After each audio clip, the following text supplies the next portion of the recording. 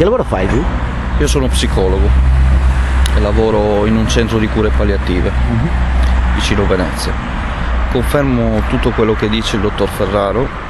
La psicologia e la psichiatria si è prestata alla criminalità organizzata per incastrare persone innocenti e coprire personaggi importanti, ripeto, del mondo dello spettacolo, del mondo della politica e della grossa finanza, che comunque continuano ancora oggi a non pagare gravi delitti che sono stati commessi nel nostro paese già da tanti anni.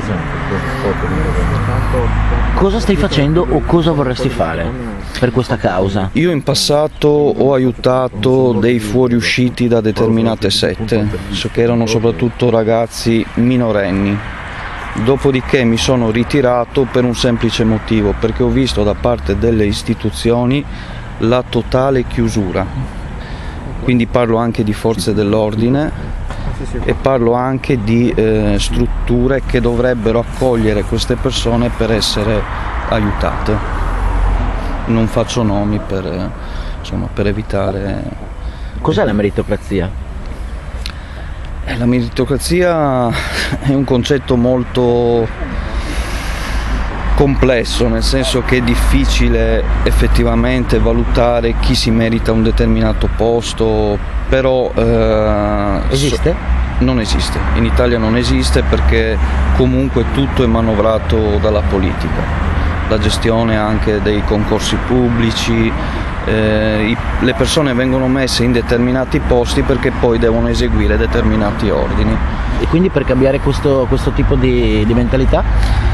Credo che sono un po' più pessimista del dottor Ferraro, cioè è giusto iniziare a creare un'alternativa, però non sarà semplice per un semplice motivo, perché questo sistema è ben radicato nel nostro paese e le persone, ognuno di noi pensa alle proprie tasche, quindi sarà molto difficile per chi comunque vive bene, ha una condizione agevolata, fargli cambiare idea. Ecco. Farlo tornare come prima. Farlo tornare come prima, esatto. Bisognerebbe effettivamente entrare in un sistema di crisi generale dove probabilmente allora là forse la gente inizia a svegliarsi e a farsi più domande, però in questo momento, per come stanno andando le cose, siamo in troppo pochi. Quindi la classe politica insabbia tutto quello che fa perdere.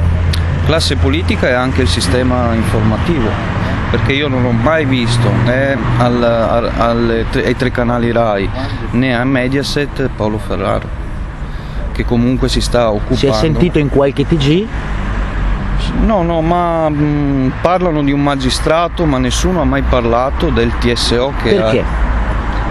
Perché è un atto. Cos'è il TSO? TSO è il trattamento sanitario obbligatorio, e il trattamento sanitario obbligatorio impone comunque una perizia psichiatrica, cosa che nei confronti del dottor Ferraro non era stata fatta.